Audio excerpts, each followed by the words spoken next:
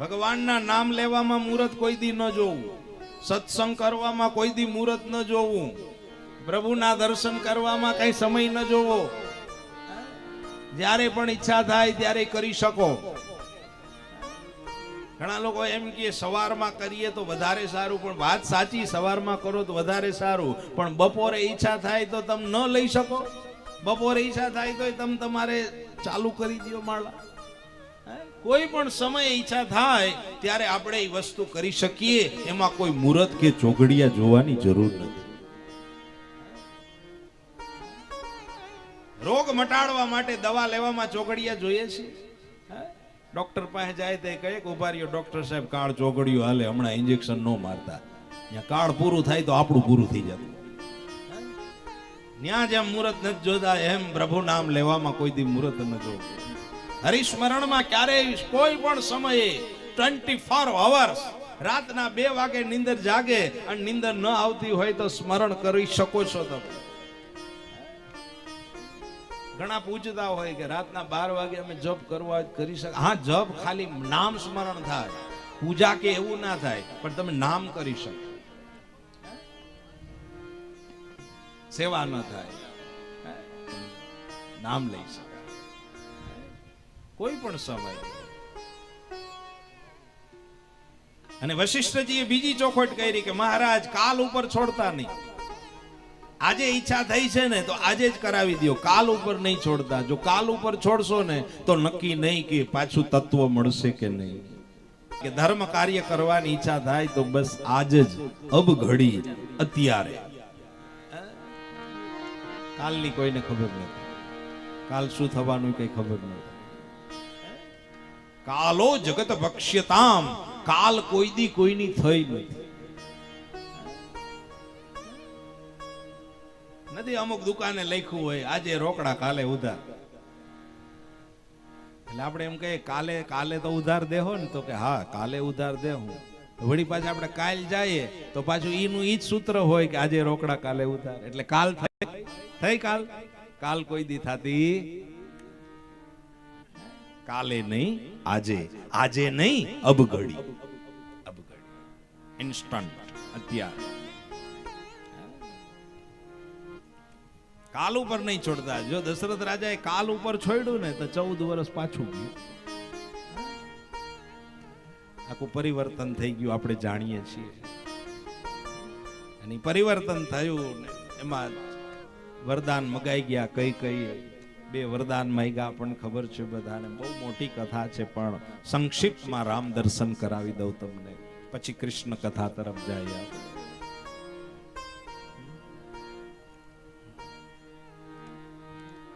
બે વરદાન માંગ્યા. ભરતને ગાદી મળે, 14 વર્ષ વનવાસ મળે.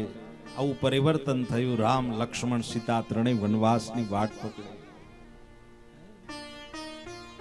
વિચાર તો કરો, કઈ જ્યારે આવા વચન માગતા પહેલા રામને મળ્યા હો પહેલા કે આ દેવતાઓ કહે છે, મંથરા આવીને કહે છે તો પ્રભુ મારે આ અબજસ લેવાનો કે નહીં. ત્યારે રામે કહ્યું કે માં મારા માટે આટલું નહીં કરો તમે. ત્યારે કઈ કહ્યું કે હે રામ, મને કરવામાં વાંધો નથી, પણ આખી જિંદગી લોકો મારામાં અબજસ દેશે. કઈ ના નામ ઉપર લોકો કંઈક ને કંઈક બોલશે. મહારાજ મારાથી આ સહન નહીં થાય. વાત એ સાચી છે કે આજની તારીખે આપણે કઈ નામ કોઈ દી કોઈનું રાખ્યું નથી. કોઈ છોકરીનું નામ કઈ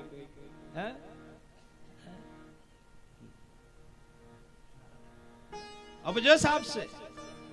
ત્યારે ભગવાને કહ્યું કે માં, તો એના બદલામાં હું શું આપું તને? તું આટલું મારું કાર્ય કરી દે તો આના બદલામાં હું તને શું દઉં? ત્યારે કઈ કહ્યું તું કે આવતા જન્મમાં જ્યારે તમારો અવતાર થાય ને ત્યારે મારા ઉદરે જન્મ ધારણ કરજો.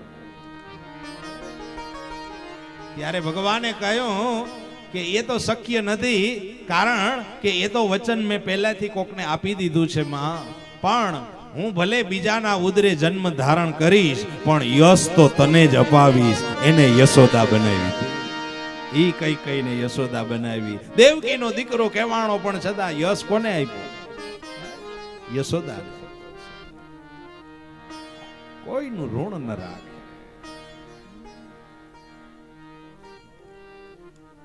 વનવાસ થયો, તમસા નદીના કિનારે વિશ્રામ કરીને બીજા દિવસે આગળ વધ્યા. કેવટનો પ્રસંગ આવે છે અને કેવટ સામેથી પ્રભુને નજદીક આવે ને કેવટ કહે છે કે પ્રભુ મારી નાવમાં તમારે બેસવાનું થશે. બીજી કોઈ નાવ હતી નહીં એ સમયે, ખાલી કેવટ જ ઉભો હતો.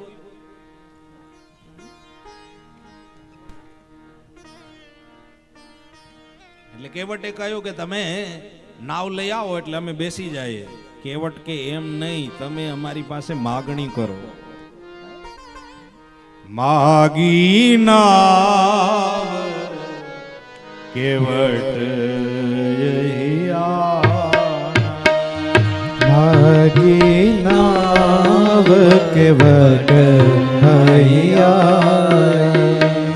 માગી નાવ કેવટ માગી નાવ કેવટ રામે કહ્યું કે કેવટ નાવમાં બેસવું છે. ત્યારે કેવટે કહ્યું કે એમનેમ નાવમાં નહીં બેસવા દો. તો તમે રામ છો ને? તો કે હા. તમે રાજા દશરથના દીકરા છો ને? તો કે હા. તો કે તમારા ચરણની રજ શિલાને અડી ગઈ હતી તો ઈ સ્ત્રી બની ગઈ હતી, વાત સાચી છે? તો કે હા. તો કે તો તમારા ચરણની રજ ક્યાંક મારી નાવને અડી જાય ને ઈ સ્ત્રી બની જાય તો મારે શું કરવું? એક તો ઓલરેડી ઘરે છે જ ને, આ પછી બીજી ક્યાં લઈ જાય? માટે તમે મને એમ કહો કે પેલા હું તમારા ચરણ ધોઈ લઉં અને ચરણ ધોઈ અને પછી તમને નાવમાં બેસાડું. અને એ તમે કયો, હું નહીં કહું. લક્ષ્મણ કે આ આપણા ઉપર આવો આદેશ કરે છે, આ કોણ છે પ્રભુ? તો કે કાંઈ બોલો માં, અત્યારે જે કહેતા હોય કરવા જ મંડો. તો કે એ ચરણ ધોવાનું કહે છે, ભલે ચરણ ધોવે. જાઓ કેવટ ચરણ ધોઈ લ્યો. તો કે ઉભા રહ્યો, તમે અહીં શિલા ઉપર બેસો, હું મારા ઘરવાળાને બોલાવી આવું. એમ કહી કેવટ ઘરે ગયો અને ઘરે જઈને એની પત્નીને કે જલ્દી ચાલો. કેમ? તો કે પ્રભુ પધાર્યા છે. એને આપણે ચરણ ધોવાના છે. કઈ પાત્ર છે ઘરમાં? તો કે ના, કઈ પાત્ર નથી. ઘરમાં પાત્ર નથી? તો કે ના, કઈ છે જ નહીં. આ લોટ બાંધવાની કાથરોટ છે, ઈ હાલશે લાકડાની? તો કે હા, ઈ હાલશે. તો કે પાત્ર લઈ લ્યો. આપણે કાષ્ટની કાથરોટમાં પ્રભુના ચરણ પખાડશું અને ઈ જલ છે ને ઈ બધું એમાં ને એમાં રાખશું. ઈ કાથરોટ ઈ જલને શોષી લેશે અને પછી રોજ લોટ બાંધશું અને પ્રભુના અધરામૃતનો લાભ લેશું.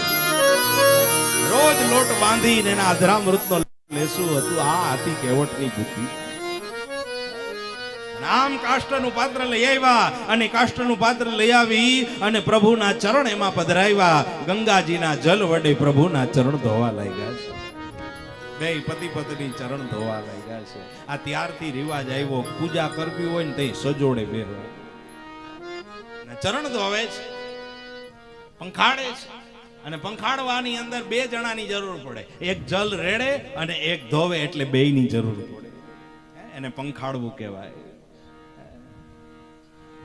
પગ પખાડ, ચરણ ધોવાઈ ગયા. પછી કહ્યું રામચંદ્રજીએ, કેવટ હવે નાવમાં બેસીએ? તો કે ના, હજી બાકી છે. શું બાકી છે? તો કે મેં એવું સાંભળ્યું છે કે તમે બ્રહ્મ છો, તમને મંત્ર આવડતા હોય, તમે મંત્ર બોલતા જાઓ અને હું ખોબા ભરીને ગંગાજીના મુક્તો જાઓ. મારો ઉદ્ધાર થયો, મારી પત્નીનો ઉદ્ધાર થયો અને હવે મારા પિતૃઓનો ઉદ્ધાર થયો. લાભ મળે ને પ્રભુના ચરણનો, પછી કેવટ મૂકે ખરા? ભલે અભણ હતા પણ છતાંય બુદ્ધિ હતી. એમ અજ્ઞાનતા દૂર થાય ને તો જ્ઞાન રૂપી પ્રકાશ ફેલાતા જરાય વાર નહીં. ખોબા ભરતા ગયા, મંત્ર બોલતા ગયા. લક્ષ્મણે કહ્યું, પ્રભુ આ તમે ઈ કેમ કીરે રાખો છો? આ શું છે? હું ત્યારે રામે કહ્યું, કેવટ તું આને ઓળખતો નથી. આ ગયા જન્મમાં કાચબો હતો અને ક્ષીર સાગરમાં આપણે પોઢાતા ને, તું શેષ સ્વરૂપે હતો અને ઈ સમયે કાચબો મારા ચરણના સ્પર્શ કરવા આવતો હતો ત્યારે તું ફેણ મારીને એને પછાડી દેતો તો, એને ચરણ સ્પર્શ કરવા નહોતો દેતો, ત્યારે એને માગ્યું તું કે મારે તમારા ચરણ સ્પર્શ કરવા છે. ત્યારે મેં એને વરદાન આપ્યું હતું કે રામા અવતારમાં વાત આ ઈ કાચબો કેવટ બનીને આવ્યો છે અને અત્યારે હવે લાભ લીધા વગર રહે. ઓહો, પ્રભુ આવું છે તો હા આવું છે. ત્યારે કહ્યું કેવટ કે હવે તો બસ હો, હવે તો નાવમાં બેસવા દે. તો કે એક કામ કરો પ્રભુ, તમારા ચરણ વળી પાછા રજવારા ભરાઈ જાહે એના કરતા તમારા બંને ચરણ મારા હાથમાં પધરાવી દો અને પછી હું આમ ઉપાડી અને તમને નાવ સુધી મૂકું. રામ કે તો અમે નીચા પડી જઈએ. તો કે નહીં પડો. કેમ? તો કે તમારા બે હાથ મારા મસ્તક ઉપર પધરાવી દ્યો. આમ કહીને હાથે મુકાવી લીધા. આશીર્વાદ લેવડાવી દીધા. આ હતી કેવટ બુદ્ધિ. અને નાવમાં બિરાજમાન કર્યા. કેવટ નાવ ચલાવવા લાગ્યા. આમથી તેમ 2-4 ચક્કર લગાવી. થાકી ગયા. લક્ષ્મણજીએ કહ્યું કે આ કિનારો આવતો નથી હો. રસ્તો ભૂલી નથી ગયો ને, કિનારો કેમ નથી આવતો? હવે તો નાવમાં બેસી બેસીને થાકી ગયા, ક્યારે સામો કિનારો આવશે? ત્યારે કેવટે કહ્યું, લખન ભૈયા, મેં તો ખાલી આ નદીમાં 2-4 ચક્કર લગાવી, ત્યાં તમે થાકી ગયા.